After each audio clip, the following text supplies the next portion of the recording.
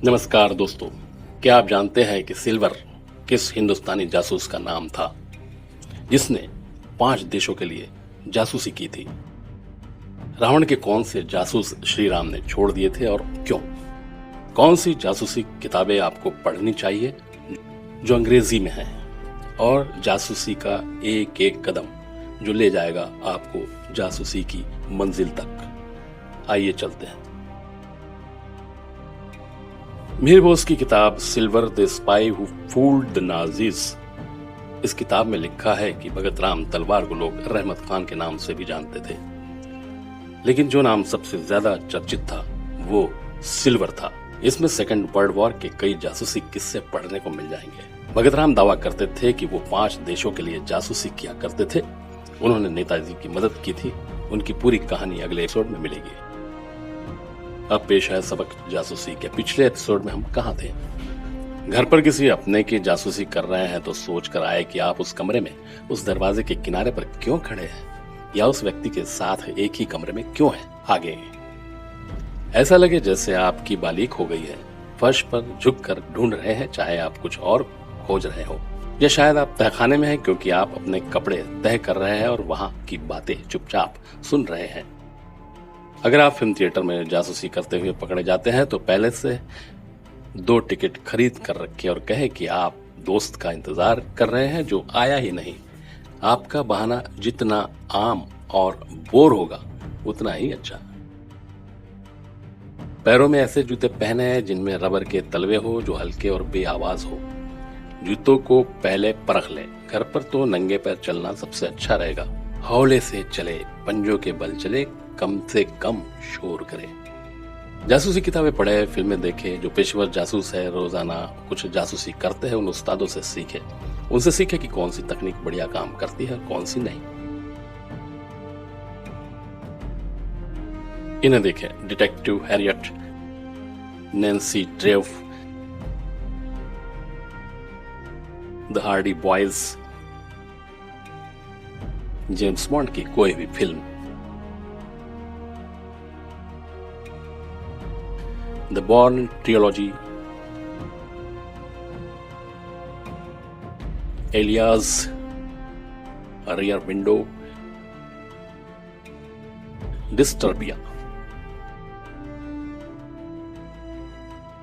आइए अब चलते हैं त्रेता युग में। रावण अपने बल के अभिमान में गुप्तचरों को महत्व नहीं देता था। तभी तो नाक कट जाने पर उसकी बहन शूर्पणखा ने उसे धिक्कारते हुए चेतावनी दी। जो राजा अपनी प्रजा की सुरक्षा की जानकारी के लिए गुप्तचर नहीं नियुक्त करता, प्रजा उसे वैसे ही त्याग देती है जैसे कीचड़ में फंसे हुए हाथी को। रावण सोचने को मजबूर हो गया। जो राजा अपने शत्रु की ताकत और कमजोरी का पता अपने भेदियों से लगा लेता है, लड़ाई में शत्रु को हराने में उसे बहुत कम मेहनत करनी पड़ती है। रावण ने तुरंत राम के पीछे अपने जासूस लगा दिए। राम की गुप्तचर व्यवस्था में नायक थे मजे हुए जासूस हनुमान। किष्किंधा कांड में जब राम लक्ष्मण को आते हुए देखा तो उनके बारे में पता करने के लिए सुग्रीव के कहने पर हनुमान ब्राह्मण बनकर पहुंच गए। वेश बदल लेने के हनुमान की इस प्रतिभा को देखकर ही राम ने उन्हें जासूसी का काम सौंपा। रामदूत बनके वे लंका में जासूस जैसे घुसे और फौरन पूरे नगर की टोह ले ली। उसी दौरान विभीषण में संभावना देखकर विभीषण को राम का लोकल एजेंट बना लिया। लड़ाई से पहले रावण ने लंका के बाहर डेरा डाले राम की सेना की ताकत भांपने के लिए अपने कई जासूस भेजे। ये जासूस भालू, बंदर बनकर राम की सेना में घुस गए और जासूसी शुरू कर दी। विभीषण ने सुख और सर नाम के 2 खास जासूस पहचान लिए और उन्हें पकड़कर राम के पास ले गए। राम ने इन जासूसों को अपनी सेना की कुछ खासियत बताई और छोड़ दिया ताकि वे रावण को राम की शक्ति बता सके। लड़ाई में लक्ष्मण जब घायल हुए तो लंका से सुषेण वैद्य लाए गए, जिनका पता विभीषण ने ही बताया था। बाद में राम रावण को तभी मार पाया जब विभीषण ने यह भेद बताया कि रावण की नाभि में अमृत है।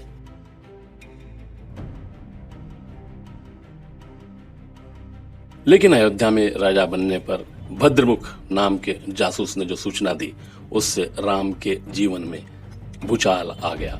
उन्हें अपनी पत्नी सीता को छोड़ना पड़ा।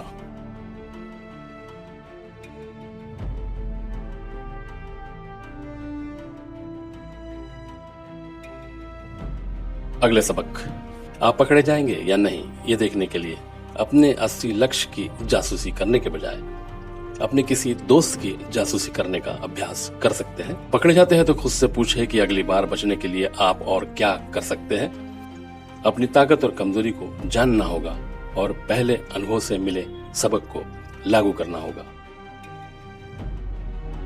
आप किसी भी माहौल में जितना हो सके आम लगे, फैंसी जासूस बनकर अलग ना दिखे, आसपास के और लोगों की तरह दिखे। जो सभी कर रहे हैं आप भी करें। किसी किताब की दुनिया में है तो लगे आप कोई किताब खोज रहे हैं या उसमें खोए हुए।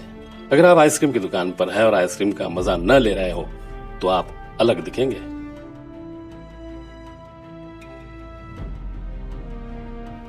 घर में जासूसी करना है तो वही पहने जो आमतौर पर पहनते हैं, ताकि आपके परिवार के सदस्यों या पड़ोसियों को शक न हो कि आप कुछ अलग है। अपने लोगों और अजनबियों के सभी राज जानना चाहते हैं तो अपने साथ नोटबुक, पेन रखें। जो कुछ भी देखे सुने ध्यान से उसे लिख ले। चाहे लिखना अभी बेकार बेमानी लगे, बाद में एहसास होगा कि आप पहली का सुराग ढूंढने के करीब थे। तारीख और समय लिखे, वो शख्स जो कर रहा है सब कुछ लिखे। नोटबुक पर बड़े अक्षरों में मैथ या दूसरे बोर सब्जेक्ट का नाम लिखे। उसे कौन देखना चाहेगा। जितना हो सके अपनी लिखावट छिपाए। यदि आप अक्सर बड़े अक्षरों में लिखते हैं तो छोटे अक्षरों में लिखिए। अपने लेखन को अलग बनाएं। जिस व्यक्ति की आप जासूसी कर रहे हैं उसमें उसका असली नाम ना लिखे, कोड नाम लिखे। छोटा सा पॉकेट साइज पैड रखे जो ना दिखे। माना अपने दम पर लोगों की जासूसी कर सकते हैं, लेकिन साथी के होने से वह अहम जानकारी पाना आसान हो सकता है जो खुद नहीं खोज पाते हैं। आपका साथी नई तकनीक आजमाने में आपकी मदद कर सकता है। वॉकी टॉकी हो तो बढ़िया है। जिसकी जासूसी करना है वो आपको तो जानता है, लेकिन साथी को नहीं जानता है तो काम बन जाएगा। हाँ, साथी भरोसेमंद हो जो आपका भेद ना खोले, ना आपकी आड़ में फायदा उठाए। वो साथी आदमी या औरत डोर टू डोर सेल्समैन बनकर गुमशुदा या अजनबी आदमी के तौर पर उस वक्त उस इंसान का ध्यान बटा सकता है जिसकी आप जासूसी कर रहे हो। साथी होने से आप संदिग्ध लोगों के पूरे गिरोह की जासूसी कर सकते हैं। तो अगले वीडियो में तहकीकात करेंगे द्वापर युग के जासूसों की और जानेंगे जासूसी के और भी गुर। देखते रहिए चैंपियंस टिप्स। इस वीडियो को लाइक और शेयर करेंगे ना? अगर अभी तक ना किया हो तो इस चैनल को सब्सक्राइब करिए।